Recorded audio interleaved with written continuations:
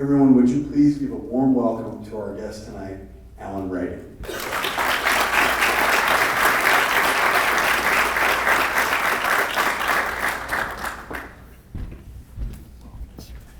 So we're supposed to sit down and be real comfy. I don't need a microphone, Jason.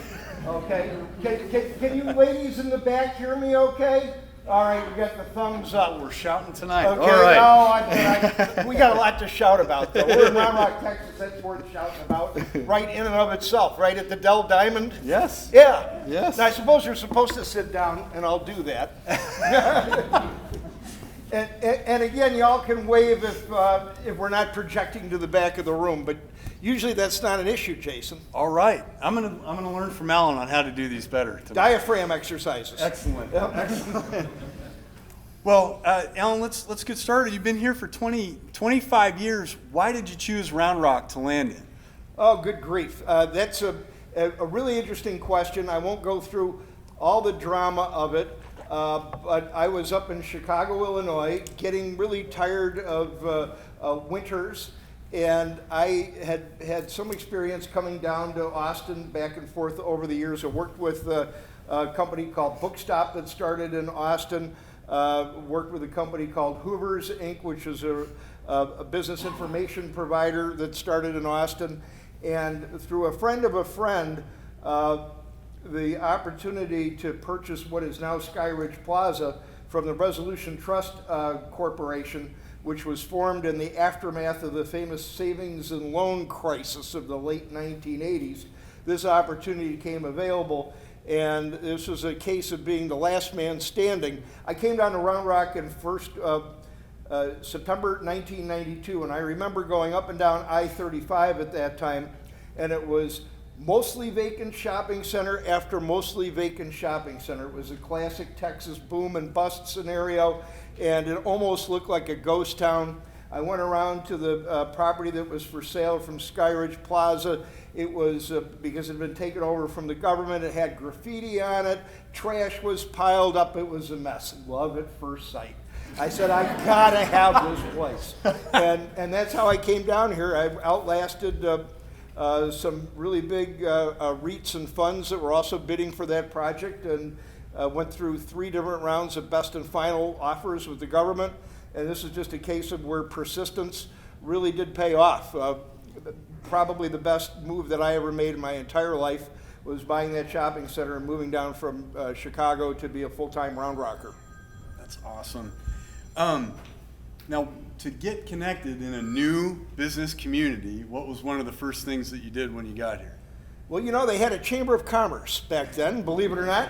But I want to tell you, if you're new in town, this is like really getting acclimated on steroids, because as you can tell, people really want to reach out and help you grow your business, help you fit into the community, help explain kind of the political and social structure, and guide you and get a ton of introductions. So the very first thing that I did seriously when I came down here I actually already joined the chamber before we closed. I was pretty confident we were going to close on it. With the Flix Brewhouses, the first thing we do is we join the local Chamber of Commerce in all those communities that you just read about. So we write a lot of checks to a lot of chambers. I'm a big believer in what organizations like this are doing. And in Round Rock, I think we've got a really special chamber because of the whole public-private partnership with the city. Really allows the chamber and economic development to do things on steroids that you don't necessarily see in other communities. And we're members of a lot of chambers. Thank you. God, that's a great story. Now we'll get to the Flix Brewhouse story in a second, but that's not your first enterprise that you started. You told us a fun story when I asked you what your first business ever was. I don't think this is really a fair question, because now he did say that he wasn't going to ask me if I were an animal, what favorite animal would I be, or if I were a color, what color would it be, but it's almost there. So he said, what was your very first business? My very first business was, I was a pumpkin entrepreneur. At age 4, I had created a pumpkin patch and had a little Charlie Brown action, And this is back in the day when you could allow an unattended 4 or 5-year-old to wander around the neighborhood. So I grew all these pumpkins, put them in my little red radio flyer wagon, and went door to door peddling pumpkins. And I figured I could get the same price as they got at the Grand Union supermarket. So I wasn't shy about pricing my products. And I also remember there were some of the neighbors, grown-ups, who wanted to negotiate the price with me at age 4 and 5. So I actually had to learn how to hold my ground and explain to them the value of my pumpkins and the care which they were grown, and why the fact that they were perfectly round because I'd taken the time to turn them and all that sort of stuff. That was my first business. I love it. I love that story so much. So when you opened Flix Brewhouse, when you arrived here in 2011, how did you develop the idea of combining kind of those three elements of the movie theater, the brew pub, the restaurant experience? How did you bring all those together and say, this is what our product mix is going to be? Okay, well, people do ask a lot about the brewery because that's what's really unique about Flix. The concept of a dine-in cinema had been invented before. At that particular time, it could stand a lot of improvement. Back then, just dine-in cinemas didn't have reserved seating. They would have long rows of tables, and you'd have to crawl underneath them to go to the bathroom. And there's some people who remember those days that are nodding in the audience. Slope floor theaters, and they weren't very upscale. So I resolved that when the opportunity came to do Flix, that we were going to create something that at the time would be best in class. And that involved going to lots of different cinema eateries and seeing what worked, what didn't work, synthesizing ideas, and then creating some of our own ideas. For example, any of you who have been to Flix know about our sliding tabletop. That was an innovation that nobody had and nobody has. And we've recently taken that one step further. I won't talk about that quite yet. Now, the brewery was kind of interesting because we came across an opportunity. There was a brewery that went bankrupt in Alpine, Texas, of all places. And it was being sold by the landlord. And I know a little something about landlords who seize property and sell things from delinquent tenants, so I felt pretty comfortable with that, saying, oh, Mr. Landlord, I can help you out. And so we went and bought this brewery, lock, stock, and barrel, loaded it up on 2 flatbed trailers from Alpine, Texas, brought it to Round Rock, put it in the back of some buildings that we had, and I said, I'm going to figure out what to do with this brewery. I'm not quite exactly sure what it is, but I'm going to figure it out. And at that time, we were also developing a restaurant concept that was tied in with the Nolan Ryan beef of the Express that we called Home Field Grill. And people said, well, if you're going to have a brewery, the brew pub belongs in the casual dining restaurant. And I was like, no, I think it really belongs in the movie theater. And people looked at me kind of strange and said, no. A brew pub is a restaurant, not a movie theater. Nobody's done that. I said, well, precisely. Here's an opportunity, because what goes better than movies, beer, and pizza? I mean, there are a few other things, but movies, beer, and pizza is a pretty strong offering right there. And I said, and what if you could actually make awesome craft beer right on premises and bring that authenticity and that craft ethos to your establishment? So that was really the idea of combining the brewery, and I'll also admit, since we're in Round Rock, there's a little bit of one-upsmanship on this some draft thing in Austin. So there was a little bit of one-upsmanship. I got to plead guilty to that, okay? And by the way, we're all really good friends right now. I bought a couple of my friends who are the principals of Alamo drinks last night at Flix.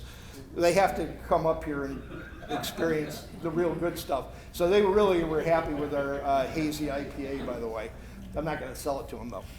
Next. So you had the concept. You had the real estate opportunity identified. How did you go about finding the equity investment to be able to gather the resources to do that? Because I'd imagine that's a high dollar investment business opportunity. How did you pull that together? Flix brew houses are really expensive. There's no question about that, particularly the ones that we're doing right now that are new builds. So you have to be creative, and you have to do a combination of, when you're just starting out, family and friends and acquaintances. And so I went to some of my people that have been co-investing with me in real estate for a number of years.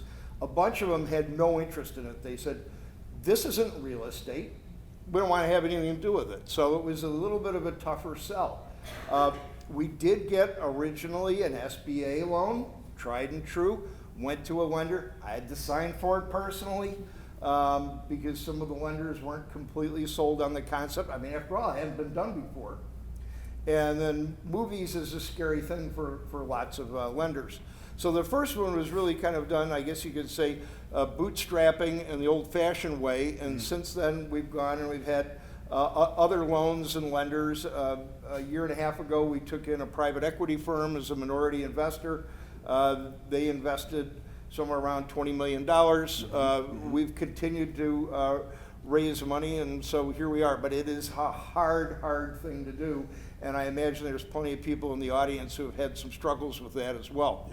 Yeah, thank you. I think the other thing that I found interesting when I was able to read through that list tonight of how the company has grown and how you've added additional business units is you didn't just go to the town an hour down the road. You went all the way to Des Moines for the next one. How was that growth pattern? How did you determine where to grow, and why did you start so far away from the first initial concept place? That's a great question. So one answer, which is a truthful answer, it's not the only answer, is that the landlord up there was fascinated with the concept, was thrilled with the concept, and made us the proverbial offer you can't refuse, in terms of saying, we'll build out a Flix Brewhouse for you. You just bring in your equipment, your projectors and chairs and everything, and we'll turnkey it for you, and we'll redevelop our shopping center around you. So that kind of got my attention real fast when you're doing this, because this is number 2. And remember, you're bootstrapping number 1. So that got my attention real fast. Number 2, people would look at me and they'd say, why would you want to go to Des Moines, Iowa? There's nothing to do there. Oh, okay. Okay, that makes sense. And it actually really was an entertainment-starved community at that particular time. The other reason I liked Des Moines, and we started getting into this little rhythm of doing cities that had AAA baseball teams. Okay, so here we are at the Round Rock Express AAA baseball team. Round Rock's been good to me. Des Moines, Iowa Cubs, right? They come down here. Albuquerque, the Isotopes. Indianapolis is American Association, that's AAA. We're in a lot of AAA towns. It seemed like the right size so that we're not necessarily butting heads against all the total big boys. The other thing that you find with technology, and we got some great technology vendors here tonight, by the way. With technology, you can do an awful lot of things that helps enable remote management. So for example, if I want to, and I do this every so often, I can sit at home on a Saturday night and look at the action of every single seat in all 8 Flix Brewhouses. That's about 8,000 seats. See what they've ordered, when their movie starts, when the movie stops, what is the service time since they maybe press their call button, and I can monitor that and monitor what's going on in a real-time basis. We also did invest in a pretty robust internet-enabled camera system. Now this is a part that I don't do, but there are people that occasionally will beam in to see what's going on in what you call the expo line, where all the food is picked up and then run out, what's going on in the kitchen. So you actually, with technology, can manage operations that are a little bit further flung than might have been the case before. That said, this is a people business, and there's no substitute for human-to-human interaction.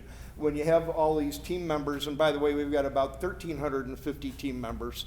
Yeah, we kind of lost. What's a decimal point between Yeah, friends? what's a decimal point? But they want to see the humans, and they're humans that are delivering hospitality to other humans, and you do have to have that human touch. So I'm not a stranger to airports. Awesome. Well, let's talk about workforce, since we were talking about the importance of people. I think every business in here would agree workforce is one of their major focuses moving forward. Employee retention is a huge part of that in terms of making sure you're holding on to your top players. You've really been an innovator in that space with 1,300 team members to manage over several locations in several states now. What are some of the things you've employed to help make that work for your company? Well, I think what we want to talk about is our ABC program, Yeah. which stands for Achievement-Based Compensation. And again, we're in the hospitality service business, and we're hiring mostly Gen Zs and millennials, the much maligned millennials and their younger cousins, the Zs. And we found out a few things about those, which you probably already know, which is that they're impatient. A lot of them are impatient. They don't want to wait for a traditional annual review, which is like forever, because they've already quit and gone to the place across the street before the annual review. So how do you create an environment where you can engage people who want to get ahead, but you also have an environment for people who are steady performers, who are happy just where they are and don't feel that they're getting pressured that you've got to get promoted or you're out of here. And we came up with this program called Achievement-Based Compensation, and it starts by defining competencies that we want to have, that we want people to have. And so competencies is more than just the standard job description. It's really the behaviors and the outcomes that we want people to be able to consistently demonstrate on the job. And then you work backwards from there and say, what combination of on-the-job training and online training? And we've made a big investment in online training, online video training. It's proprietary to us. But what do you do to get people to have that competency? Then to tie it into the reward system, we created badges for these competencies. So I'll give you an example of how this works. If you join a Flix Brewhouse and you're a prep cook, which might be something mundane like chopping up vegetables and mixing up pizza dough. Ours is all made from scratch, by the way. And that's fine where you go, but I want to do more. Within the kitchen, we'd have a program where your next step might be to become a fry master, and we call it station master, where you learn one of the stations of the kitchen. And believe it or not, the much maligned burger flippers, there's actually quite a lot to running a grill. So the next time you use that casual and talk about somebody's just a burger flipper, let me tell you, to do it correctly and to correctly run that station in a super high volume environment where you've got 60 or 70 orders going at the same time and all kinds of different food on your grill, that's no mean feat. It's, there's a challenge there. So what happens is if somebody, say, goes from prep and then goes through the academic training and the learning to run the grill station, they'll become a station master for the grill, and they'll get a raise right then and there. And that's because they volunteered and they said after their first 90 days, you got to stay in your original job that you were hired for in 90 days. I know it seems tough for your average 21-year-old to do the same exact thing, same job for 90 days. But they make it, and then they can pick up and they can learn other jobs. And every other job they learn, they get a raise. And so that keeps them engaged. What's the benefit for us? Well, A, it does lower turnover because it keeps them engaged. But B, now we've got people where we can say, Jason, we need you back on prep tonight. Oh, Jason, no, tonight we need you to hop on grill. Somebody called up. So all of a sudden we've got a lot more flexibility in staffing our business, which in our business, the movie business, the fluctuations are extreme ups and downs and everything. We're going to be busy with this little science fiction movie in December. You might have heard some Skywalkers coming back. But sometimes when the kids go back to school, it's duller than dishwater. So we try to balance that out. But achievement-based compensation has been really huge for us because people can create their own career paths. And so you have a kitchen path, and we've got like a whole multiplicity of career paths, and they're all laid out so that people can see them and they're not mysterious. That's the other important thing, is you got to put it out there in black and white to say, here are all your different career paths so that people understand it. Can't be something that's not communicated or mysterious. Like, you know, I mean, if you have an organization where the average person is, I don't really know what you have to do to get a promotion around here or a raise, that's not going to be a healthy organization in a tight unemployment situation like we have now. It's brilliant. I love that innovation on the workforce space, and I think that's something that's so relevant in this economy for everybody. And they have to get periodically validated too. Yeah. So you can pass your class and get your on-the-job training and get your validation, and then in every 6 months to hold that certification, you have to be revalidated by your supervisor on the job training. So you can't just, you're not one and done and good, I'm collecting my extra pay and now I just kind of kick back and relax. Ongoing measurement for your team. Yep. Right? Let's talk a little bit more about that then.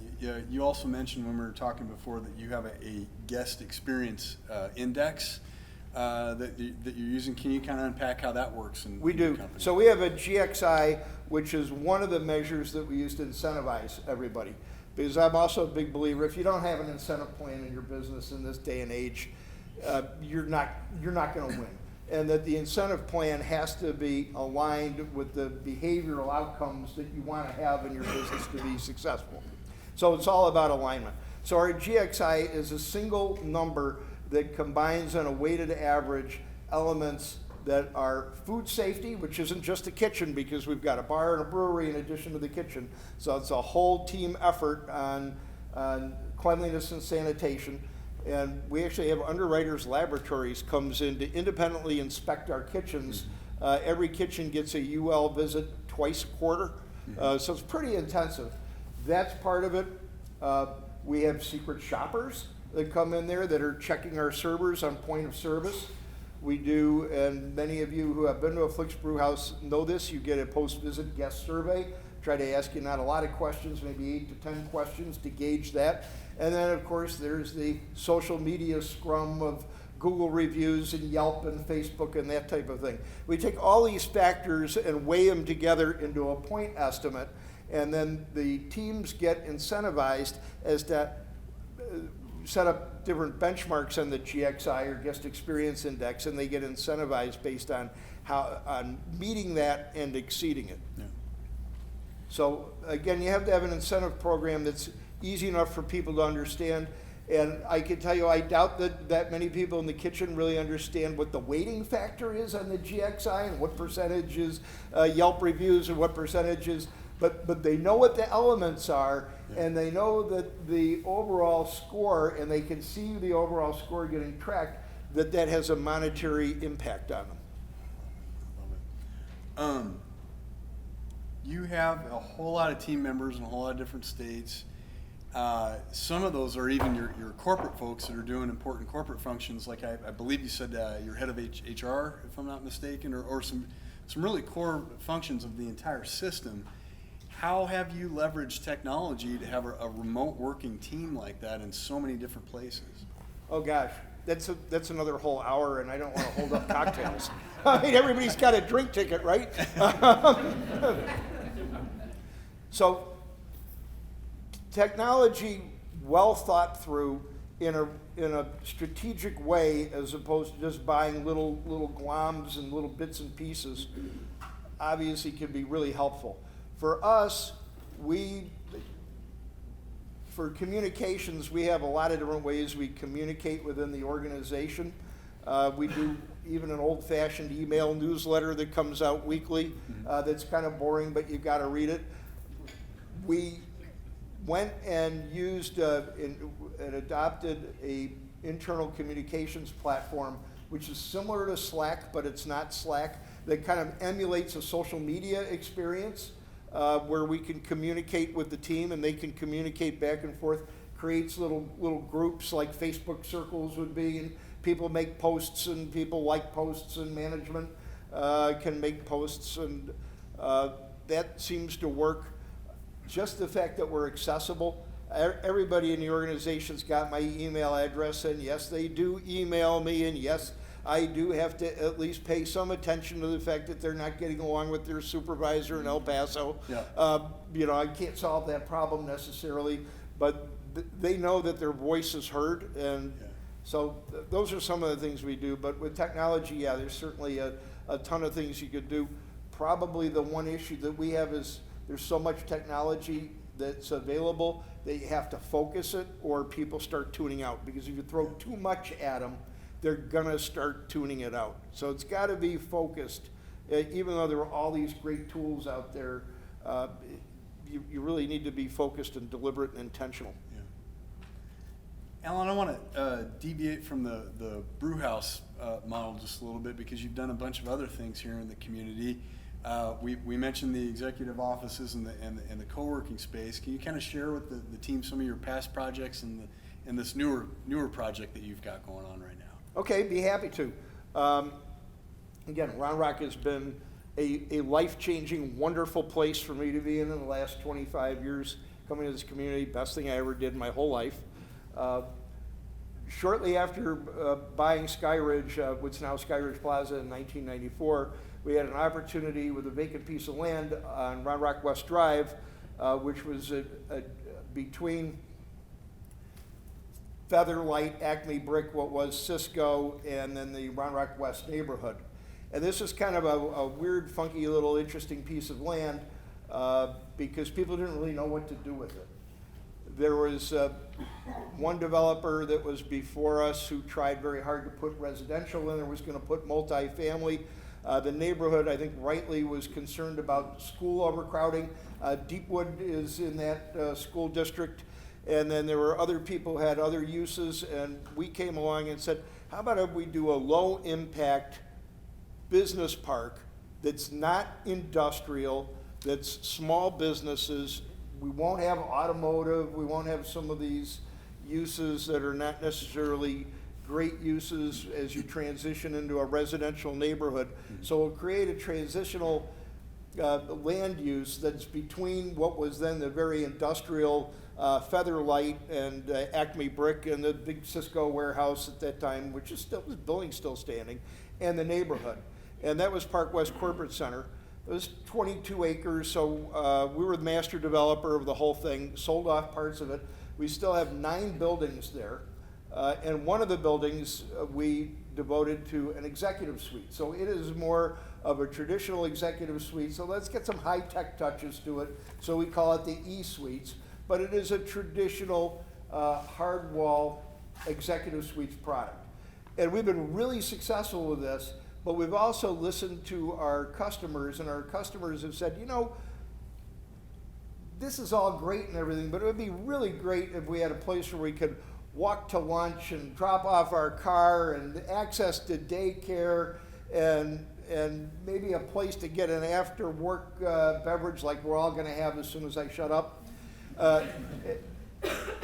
And we had an opportunity then when Luby's Cafeteria, after a wonderful 33-year run in our shopping center, packed up the trays and took the Luann platters back off to Houston. And I miss them, but you know, that's the nature of capitalism. Things come, things go. So we came up with an idea that we said, well, what if we took the better parts of co-working and combine that with the best parts of traditional executive suites and invented a product that was really built for Round Rock that combined the best of those both worlds. And again, that's kind of the way the brain thinks, is that how can we create something that's different, that's by innovating the best of class. So thus was born the concept of ClickWorks. And ClickWorks is going to have a community element, but it's not going to be like WeWork. First of all, we're not going to lay off 4,000 people this week.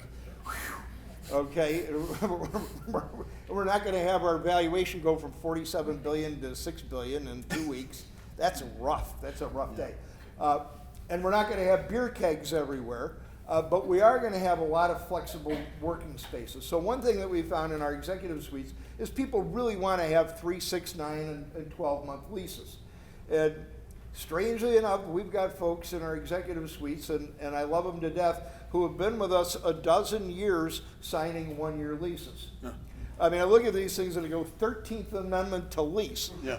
My goodness. Okay, so obviously we're providing a product that people want, but they also, in this economy, want the flexibility to say, hey, if something changes and I need to be out of here, or if I need to grow, I don't want to be tied into a long-term lease. So there's a lot of advantages to that. We Work Unfairly was criticized by having people who say, oh, this is a terrible business model because you make long-term commitments on the expense side for short-term revenue on these short-term leases. And I looked at it, I said, well, that's a stupid argument, because if that argument had any validity, who would ever be in the hotel business, right? I mean, you rent things for 1 or 2 nights. I mean, there would be no hotels if everybody believed that. So sometimes you have to look around and puncture the conventional wisdom, because sometimes people say a bunch of stuff that's really BS, and you shouldn't pay attention to it. But we're really excited about ClickWorks. We have no idea whether it'll be successful or not, because it hasn't been tried.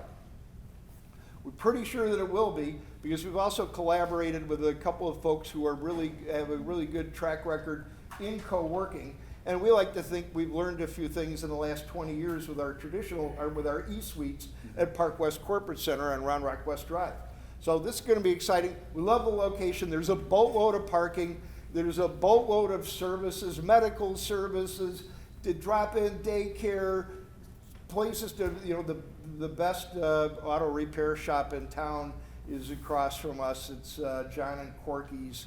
I shouldn't tell people that, but they really have great reviews. I need to make those guys join the chamber, by the way. I think I have a team member that can help you with that. Okay, I think we need to make John and Corky's, especially since I just gave them a great plug. But you've got all these services within our shopping center. You've got Pilates and all kinds of restaurants, and of course there's that brew house place up the hill. So we're really excited about developing this. And we will be moving in our first members. They're not called tenants, they're called members, in early spring to late winter of 2020. So we're pretty excited about that. And so that old Luby's building is going to be completely redone. No more long cafeteria lines, but it will have much upgraded food and break room capability. So we're going to keep some of that equipment. And we're really looking forward to it. We're going to bring something a little different to Round Rock. So it's not pure co-working. It's not pure executive suites. We like to think it's the best of both. And I'll tell you this, I know that we'll get people that will start out as co-working, and then they'll say, well, maybe I want to stick around here a little bit longer. What's the next step up and the next step up? Because we've graduated so many people over the years from our executive suites at Park West to bigger suites and bigger suites and bigger suites. It's exciting as heck to be able to help people grow their businesses, which is why you're here. That's economic growth. I love it. So we got a few minutes left. I want to flag for everybody in the audience. We're gonna have some time for audience Q&A. So if you got a question that you're thinking about, we'll do one more for me, and then see what the audience wants to know. Okay, all right. I'm interested to know if there's anyone in the audience that's maybe thinking about bringing a concept forward. If you were mentoring an up-and-comer in the business world, what would your top couple pieces of advice be to them if they were getting started today? Okay, well, I do have a couple of pieces of advice. One piece of advice is, remember we talked about ignoring conventional wisdom sometimes? Remember how mom and dad and the coach always said, tackle the hardest stuff first. I hope somebody can remember that. We probably all heard that message. Don't be a shilly-shallyer. Go there and tackle the hardest stuff first. I think that's a bunch of nonsense. So my piece of advice is tackle the easiest stuff first. Why? You get some easy wins, you start building a track record, you get some confidence, you start getting some traction. If you go after the big, hairy, audacious goal, which you read about in all the business books, and you say, I got to do that first, you're never going to get there, because you got to get some momentum in business. You've got to establish a track record. You've got to get some customers. Go for the low-hanging fruit first. I love it. My entire staff is laughing at me because I've been talking with them about big, hairy, audacious goals. So I'm doing it exactly backwards. Well, no, not really, but because you have the good fortune of joining an organization that already has a lot of momentum. That's an awesome organization. But if you were starting up a brand new chamber of commerce, in Nowheresville, USA, Yeah. I would tell you that starting out with a big, hairy, audacious goal, if you're starting from scratch, is probably not a really good idea. Okay? Now you're at the point where you can have the BHAG, and that's wonderful to have, and it's a great way to inspire people and stuff. But you asked the question about just getting started. Yeah. I want to turn it over to the audience, and Lauren's got a microphone if anyone wants to break with convention and use that tonight. But we got a hand up over here.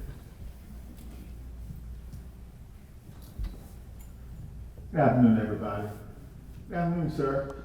My question is this.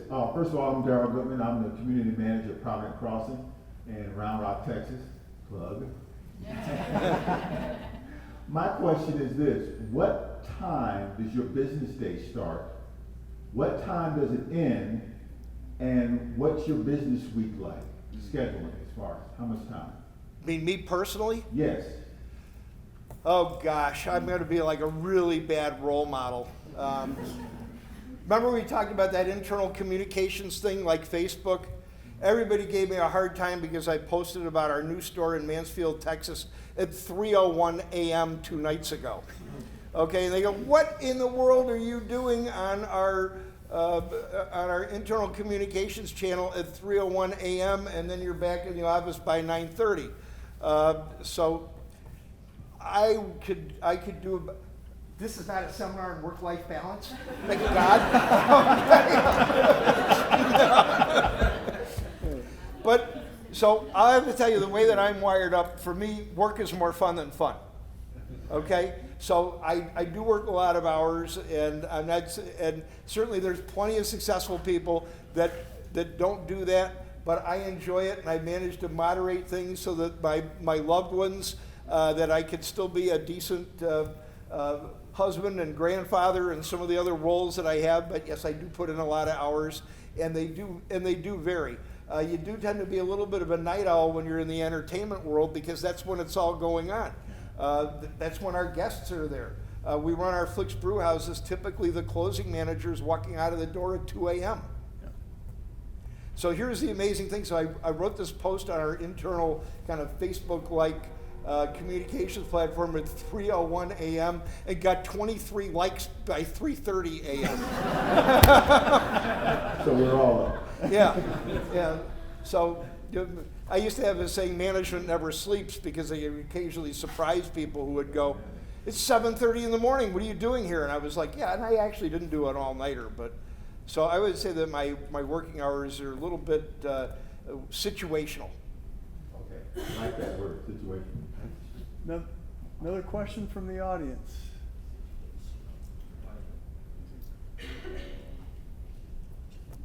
Going once, going twice.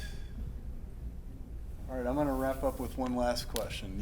You've been here long enough to see a lot of changes in Round Rock. Since then, this community's had our sites have begun to infill. Our community's grown in population. There's still a lot of amazing growth and opportunity left here. But what do you see as the longer term future for Round Rock a couple decades out? Do you have any predictions to make? Well, Round Rock, I think, is doing a really great job on becoming a knowledge-based city of ideas. And as our economy continues to evolve, knowledge and ideas are going to create more and more value in the capitalist system. They just almost have to. And in order to get that to happen, it's a tricky thing because you have to have a quality of life. It's like you're recruiting citizens, just like a business has to recruit qualified team members. Yeah. A community has to recruit qualified citizens if it's going to prosper. So when a place like Round Rock gets named the second best, although I think really the best, place to live and grow a business by Money Magazine, yep, that's saying something. So I'm super optimistic about that. I'm super optimistic at some point in time something big will happen in Robinson Ranch, which is part Austin, part Round Rock, but something quite significant is going to happen there. I don't know what it'll be. but I think it'll be at least, if not more significant than what has happened in the last 10 years in Northeast Austin. So Round Rock, you could make a pretty good argument that its best days are ahead of it. I love that. Everyone, let's please thank Allan for his time tonight.